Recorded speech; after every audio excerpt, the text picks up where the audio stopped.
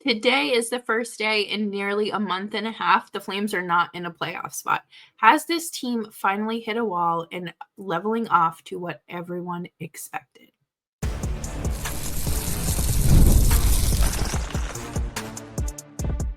You're Locked On Flames, your daily podcast on the Calgary Flames. Part of the Locked On Podcast Network, your team every day.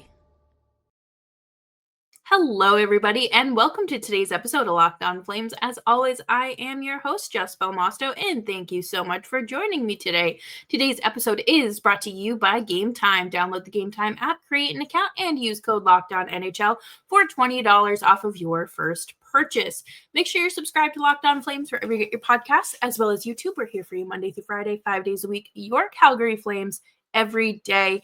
And today we are going to be talking about the mentality of taking things one game at a time, coming back down to earth, and kicking off with, is this it? That is the $1 million question.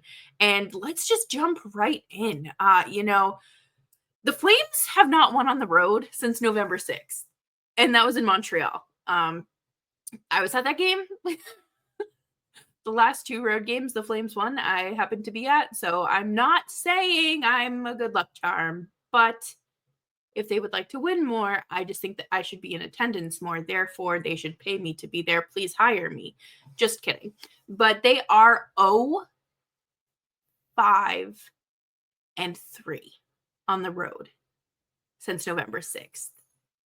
It has been tough. It is not fun hockey to watch. And I think a lot of us kind of knew that I think everyone realistically knew that this season was going to be tough.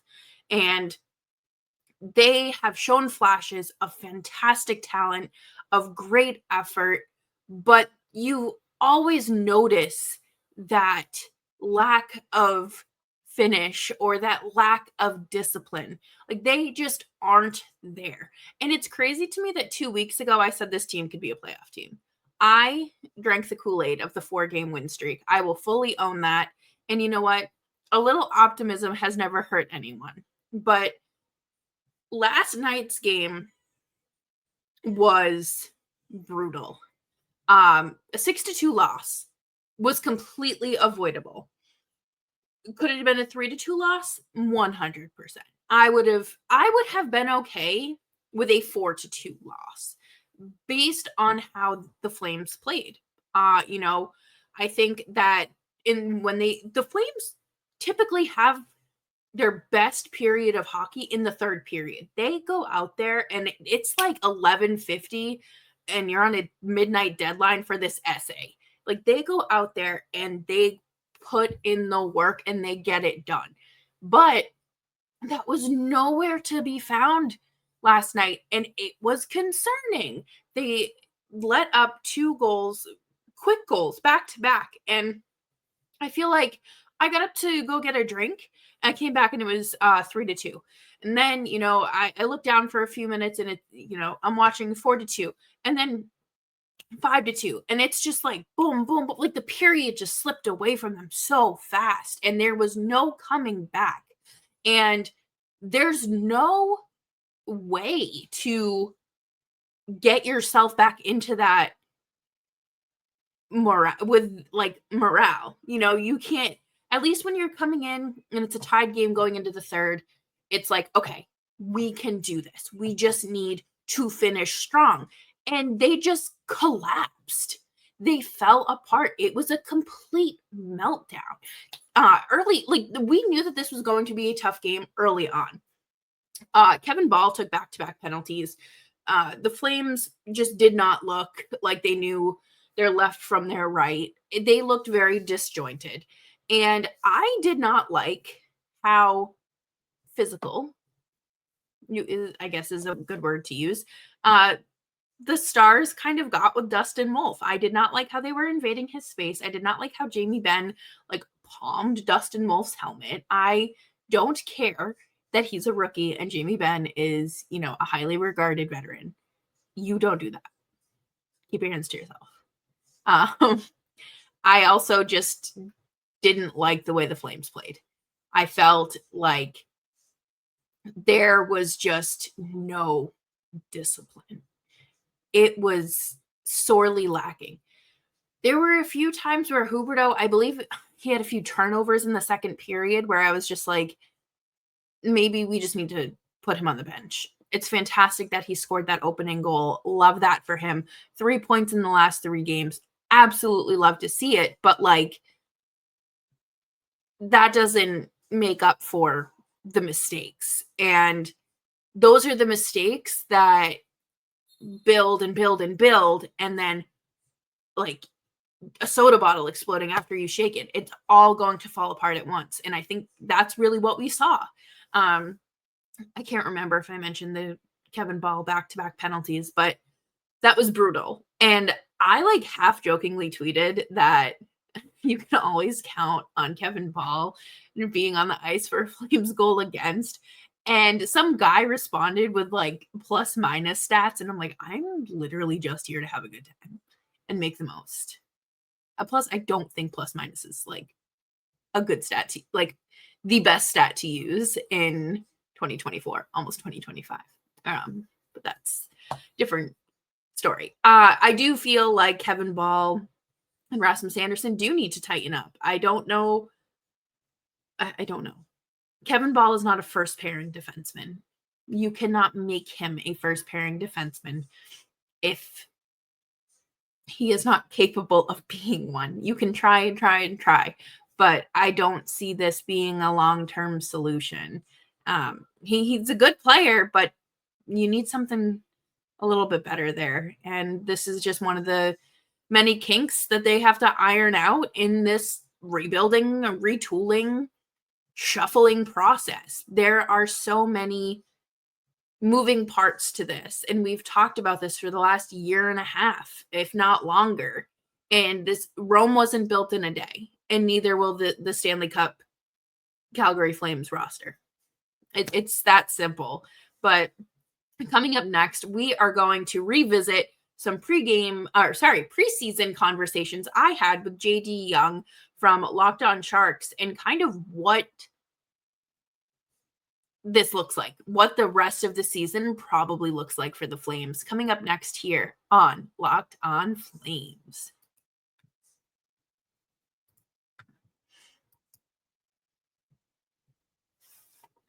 I love a great deal as much as the next guy, but I am not going to crawl through a bed of hot coals or walk barefoot on Legos just to save a few bucks. It has to be easy.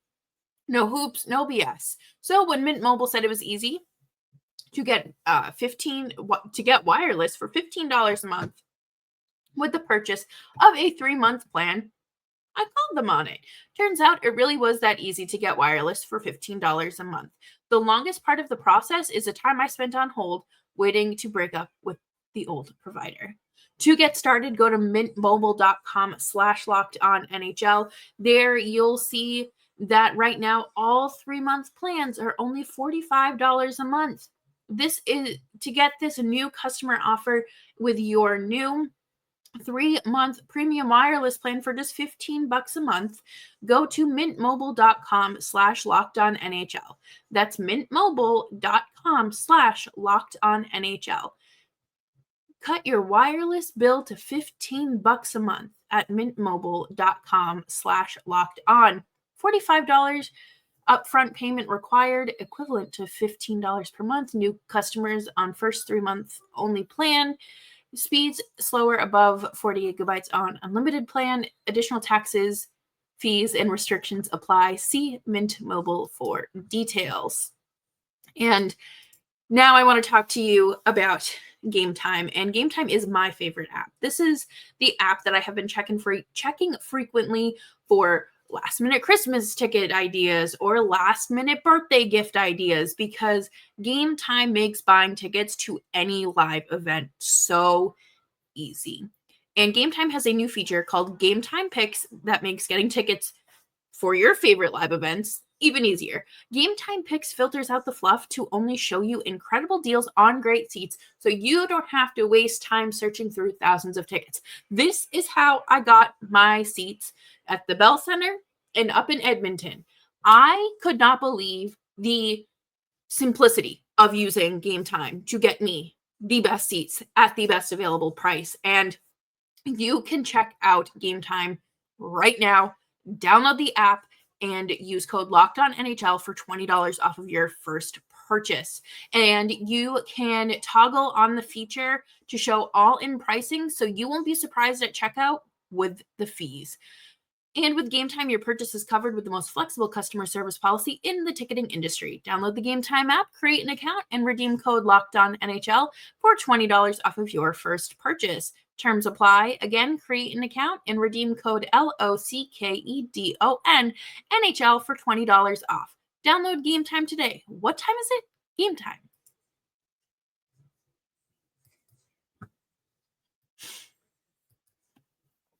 Thanks, everyone, for hanging out with me today on Locked On Flames. Make sure you are subscribed wherever you get your podcasts, as well as YouTube.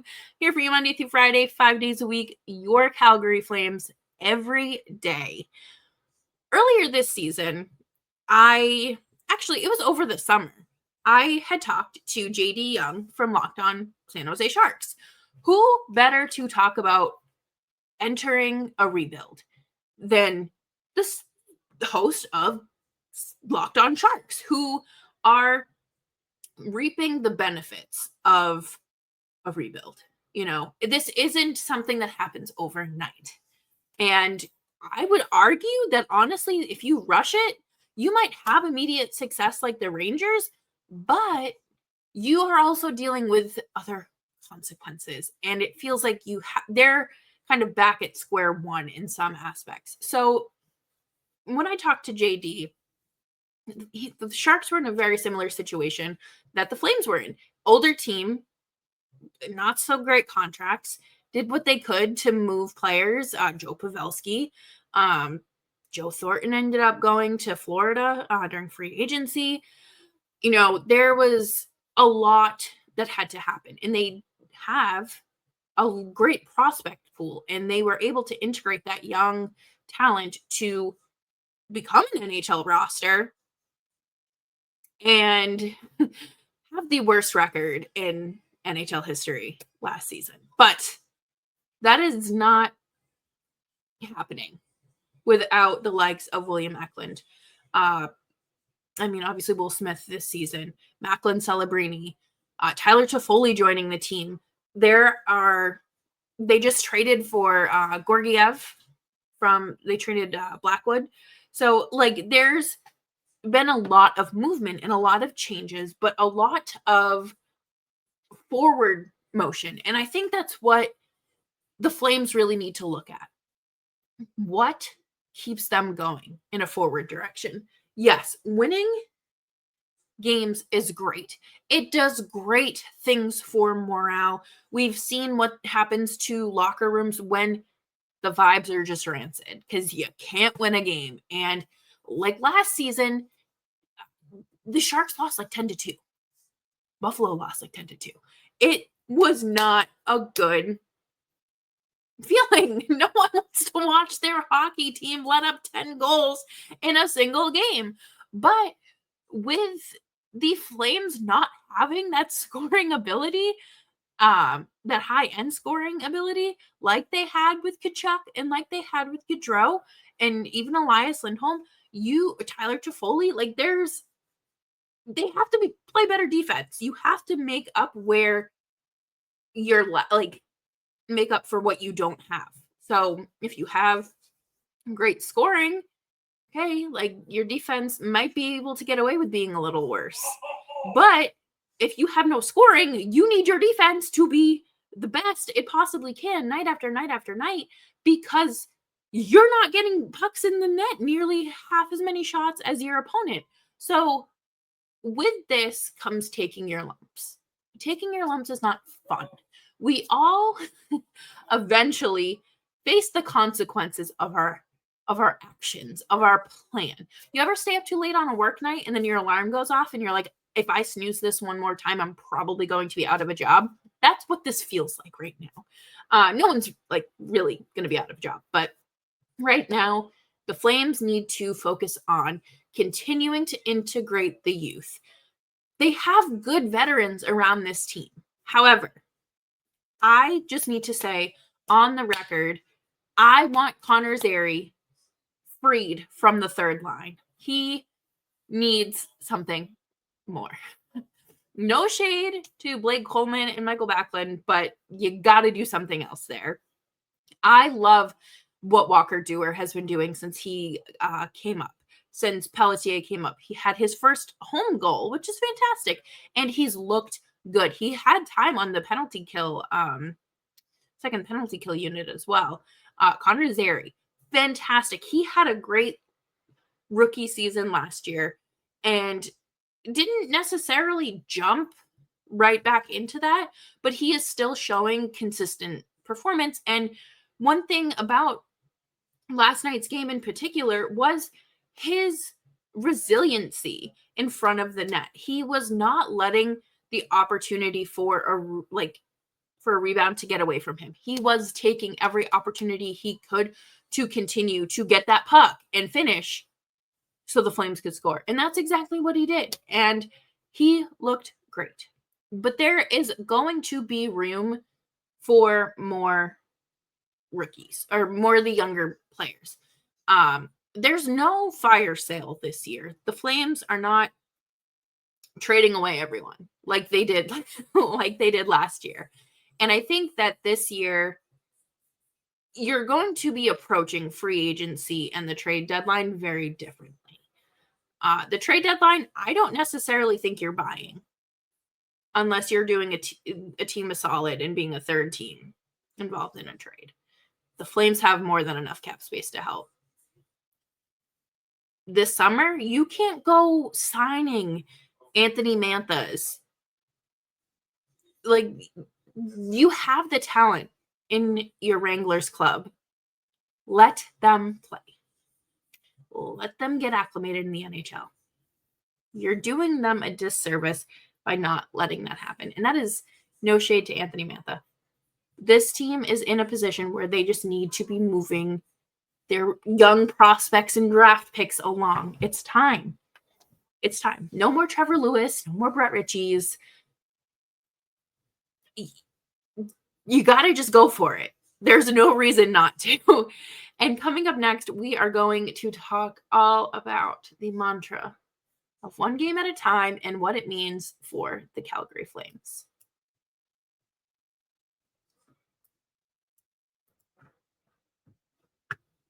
All right, sports fans, you know where you can get in on the NFL action this season, and that is, of course, FanDuel, America's #1 sportsbook. Right now, new customers can bet $5 and get $150 in bonus bets if you win. The FanDuel Sportsbook app gives you everything you need to place live bets on the NFL all in one place. Who is going to be this season's MVP? Who is going to win the Super Bowl? Who is drafting #1 overall? The FanDuel Sportsbook app gives you everything you need to place live bets on the NFL all in one place. So when you get a hunch in the middle of the game, you can check out the latest stats, view live play-by-play, and so much more on the same page where you place your bets. Visit FanDuel.com to join today. You'll get started with $150 in bonus bets if you win your first $5 bet. That's FanDuel.com. Never waste a hunch and make every moment more with FanDuel, an official sportsbook partner of the NFL.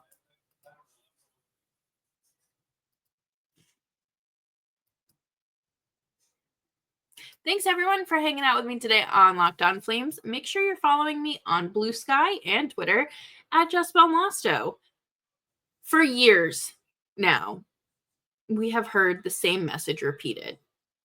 And no, I'm not talking about this team being a playoff team or this roster being built for the playoffs.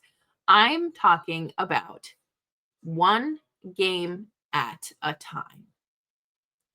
And that's what the Flames have to do. And I think that is the best way to look at things. You have to just take it. That 60-minute regulation time. And that's it. You can't be perseverating on what happened in Sunday night's loss to the Stars. when you are getting ready to face off against the Nashville Predators. Sure. Can you use certain things like, hey, maybe don't take back-to-back penalties, or maybe read plays a little bit better, make sure the passing lane is open? Like, yes, of course, those are things you need to work on, but you can't just beat yourself up and say, man, if we'd won that game, we'd still be in a playoff spot. There's always tomorrow. There's not even tomorrow. There's always this game, and you have to keep going. And there's really nothing else you can do at this point, because I can sit here and talk to you all about the way the season started and how great that was and how they fell off a cliff.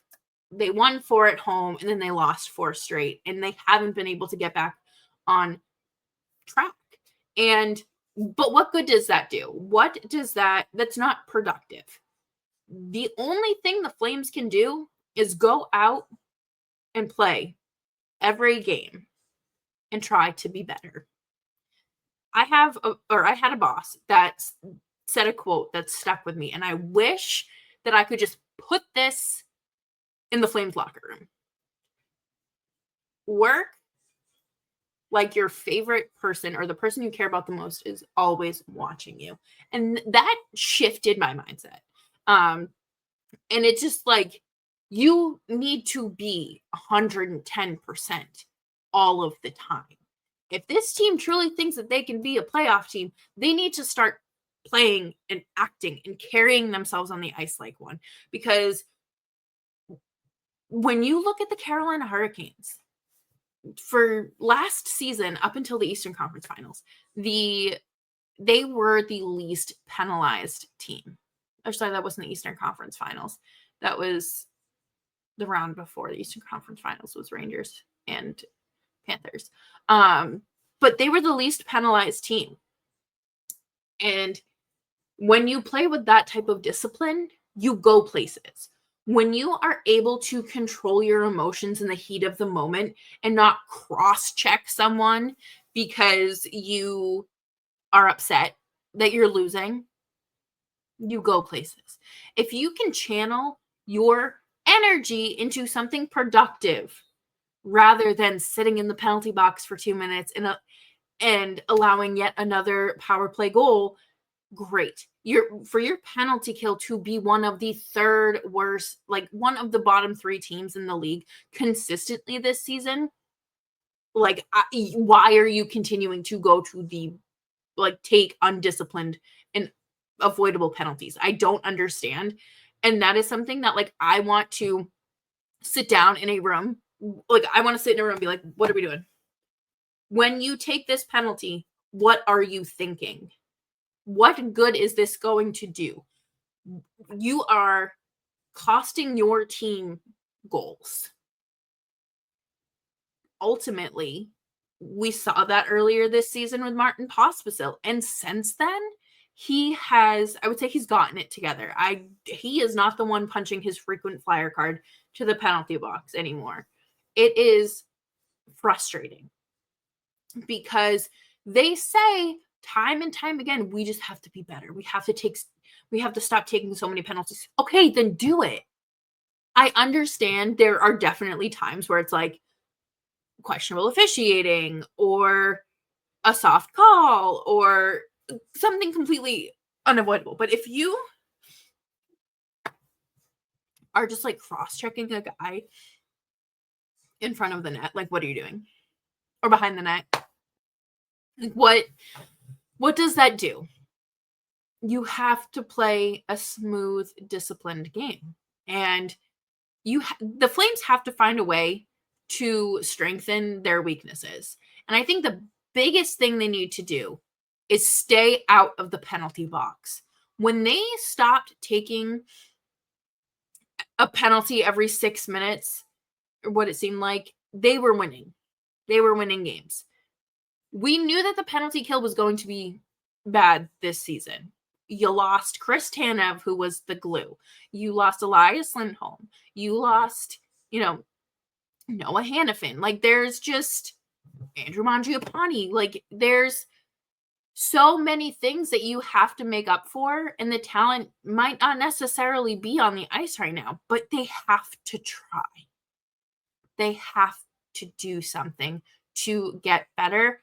Otherwise, it's not going to change until there's changes made on paper. And I think scratching Andrei Kuzmenko was good. I will say that. However, I don't think there needed to be an immediate promotion from the fourth line. I really, really want to see Connor Zary on a different line. I want to see it. I want to see him centering specifically Coronado and Pelletier. And I know that that's not going to happen, but I want to see him on a different line with players more of his speed and agility and not strapped to veterans. We've done this before, and we saw how it impacted players like Sam Bennett and Matthew Tkachuk.